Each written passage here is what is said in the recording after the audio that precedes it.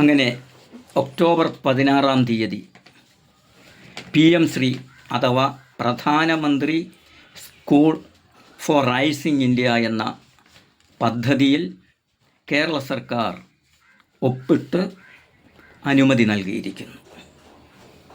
അതിനർത്ഥം 2020 ദേശീയ വിദ്യാഭ്യാസ നയം വള്ളി പുള്ളി വിടാതെ ഞങ്ങൾ കേരളത്തിലെ പൊതു വിദ്യാലയങ്ങളിൽ നടപ്പാക്കിക്കൊള്ളാം എന്ന കരാറിൻ്റെ അടിയിൽ ഒപ്പിട്ട് കൊടുത്തിരിക്കുന്നു, അഥവാ MOUവിൽ ഒപ്പിട്ട് നൽകിയിരിക്കുന്നു. നാളിതുവരെ കേരളത്തിലെ ഇടതുപക്ഷ സർക്കാർ ദേശീയ വിദ്യാഭ്യാസ നയം RSSൻ്റെ അജണ്ട കാവ്യവൽക്കരണത്തിലൂടെ വിദ്യാഭ്യാസത്തിൽ ഒളിച്ചു കടത്തുകയാണെന്ന് അതിശക്തമായ വാദമുന്നയിച്ച് ഈ പദ്ധതിയെ എതിർത്തുകൊണ്ട് മുമ്പോട്ട് പോയിക്കൊണ്ടിരിക്കുകയായിരുന്നു. ഒരു സുപ്രഭാതത്തിൽ, അതായത് ഒക്ടോബർ 16 മുന്നണിയിലെ രണ്ടാമത്തെ കക്ഷിയെ ഇരുട്ടിൽ നിർത്തി മന്ത്രിമാരാരും അറിയാതെ, മുന്നണി നേതാക്കന്മാരാരും അറിയാതെ, എന്തിനേറെ പറയുന്നു ഘടകകക്ഷികളാരും അറിയാതെ ഒപ്പിട്ട വാർത്തയാണ് മാധ്യമങ്ങളിലൂടെ കേരളം കേട്ടത്. ആ നടപടിക്കെതിരെ അതിശക്തമായ പ്രതികരണങ്ങൾ നടന്നുകൊണ്ടിരിക്കുകയാണ്. ഈ ദേശീയ വിദ്യാഭ്യാസ നയത്തിൻ്റെ ഭവിഷ്യത്ത്, അതിൻ്റെ ഭീകരത, അതിൻ്റെ ബീഭത്സത മനസ്സിലാക്കിയിട്ടുള്ള വിദ്യാഭ്യാസ വിചക്ഷണരും വിദ്യാഭ്യാസ പ്രവർത്തകരും സാമൂഹ്യ പരിഷ്കർത്താക്കളും എന്നു വേണ്ട ഈ നാടിനെ സ്നേഹിക്കുന്ന മുഴുവൻ ആളുകളും ഗവൺമെൻറ്റിൻ്റെ ഈ അതിരുവിട്ട നടപടിക്കെതിരെ അതിശക്തമായ പ്രതിഷേധത്തിലാണ്. അവരുയർത്തിയിരുന്ന വാദങ്ങൾ മുഴുവൻ ഒരു സുപ്രഭാതത്തിൽ തൊണ്ട തൊടാതെ വിഴുങ്ങി എല്ലാം അംഗീകരിച്ചു കൊടുത്ത ഒരു കാഴ്ചയാണ് നാം കണ്ടത്. കഴിഞ്ഞ ദിവസത്തെ പത്രസമ്മേളനത്തിൽ വിദ്യാഭ്യാസ മന്ത്രി പത്രക്കാരുടെ നേരെ കുറേ പേപ്പറുകൾ എടുത്ത് ചൂണ്ടിക്കാണിച്ചുകൊണ്ട് NEPക്ക് എന്താ കുഴപ്പം എന്ന് ആവർത്തിച്ച് ചോദിച്ചു.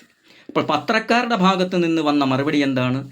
ഞങ്ങളല്ല കുഴപ്പമുണ്ടെന്ന് പറഞ്ഞത്, താങ്കളായിരുന്നു ഇതിന് കുഴപ്പമുണ്ടെന്ന് പറഞ്ഞത്. അപ്പോൾ അദ്ദേഹം പറഞ്ഞ ഒരു ഉത്തരമുണ്ട്, അതിൽ നിന്നെല്ലാം ഞാൻ വിട്ടു, ഞാൻ പിന്നോട്ട് പോയി എന്ന് പറഞ്ഞാൽ അതുവരെ ഞാൻ പറഞ്ഞുകൊണ്ടിരുന്നത് മുഴുവൻ പിൻവലിച്ചിരിക്കുന്നു. ഞാൻ ഇന്നു മുതൽ ഒരു പുതിയ ആളാണ്, NEPയുടെ ആളാണ്. NEP കേരളത്തിൽ നടപ്പാക്കണം, ഒരു കുഴപ്പവുമില്ല എന്ന നിലയിലാണ് പത്രക്കാരെ മറുപടി പറഞ്ഞ് ആശ്വസിപ്പിച്ചത്.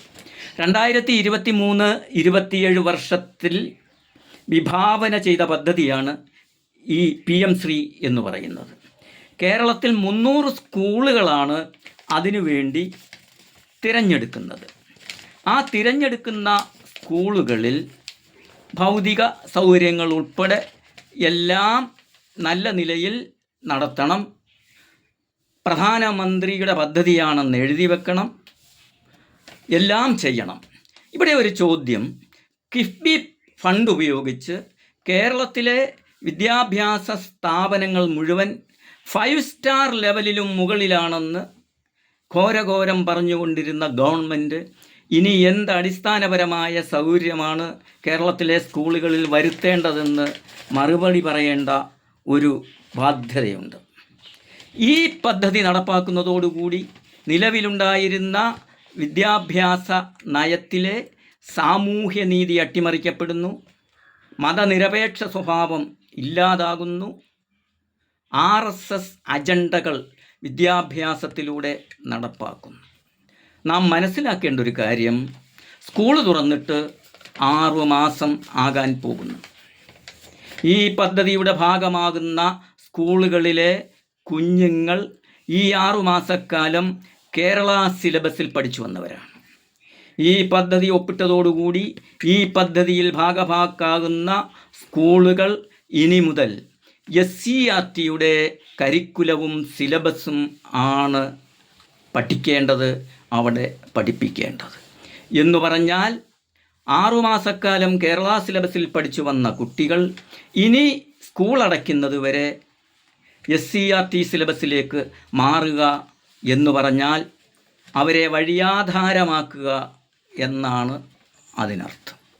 മറ്റൊന്ന്, കേരളത്തിലെ പൊതു വിദ്യാലയങ്ങളിൽ നിന്ന് 2 തരം പൗരന്മാരെ സൃഷ്ടിക്കുന്ന വിദ്യാഭ്യാസമായിട്ട് ഇത് മാറുന്നു. അതിൻ്റെ പ്രത്യാഘാതം സാമൂഹ്യ നീതി നഷ്ടപ്പെടുന്നു. അതുപോലെ തന്നെ മതനിരപേക്ഷ സ്വഭാവത്തിലുള്ള പാഠ്യപദ്ധതികൾ ഇല്ലാതാകുന്നു. ഒരു കാര്യം നമ്മൾ വളരെ വ്യക്തമായി മനസ്സിലാക്കേണ്ടതുണ്ട്. പൗരന്മാരുടെ ഇടയിൽ വിവേചനം പാടില്ലെന്ന 15-ാം വകുപ്പും തുല്യത ഉറപ്പുവരുത്തുന്ന 14-ാം വകുപ്പും ഊന്നൽ നൽകുന്ന സാമൂഹിക നവോത്ഥാനത്തിൻ്റെ മാർഗമായിരിക്കണം വിദ്യാഭ്യാസം എന്ന തത്വത്തിൽ നിന്ന് ഈ PM ശ്രീയിൽ ഒപ്പിട്ടതോടുകൂടി ഇടതുപക്ഷ സർക്കാർ പിന്നോട്ട് പോയിരിക്കുന്നു. എന്തിൻ്റെ പേരിലായാലും കേരളത്തിലെ വിദ്യാഭ്യാസ മേഖലയിലെ കാവ്യവൽക്കരിക്കുന്നതിന് ഗവൺമെൻറ് അവർക്ക് അനുമതി നൽകിയിരിക്കുന്നു.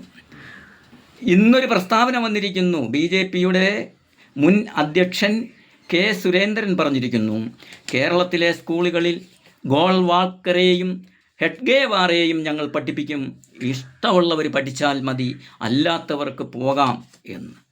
അത് കേട്ടപ്പോൾ ഒരു സംശയമേ നമുക്ക് തോന്നുന്നുള്ളൂ, വിദ്യാഭ്യാസ മന്ത്രി മാറിയോ എന്ന്. ആ തരത്തിലേക്ക് ഈ PM ശ്രീ പദ്ധതിയിൽ ഒപ്പിട്ട് കഴിഞ്ഞപ്പോൾ തന്നെ RSS BJP അതിൻ്റെ ഉഗ്രതാണ്ഡവം ആടിക്കഴിഞ്ഞിരിക്കുന്നു.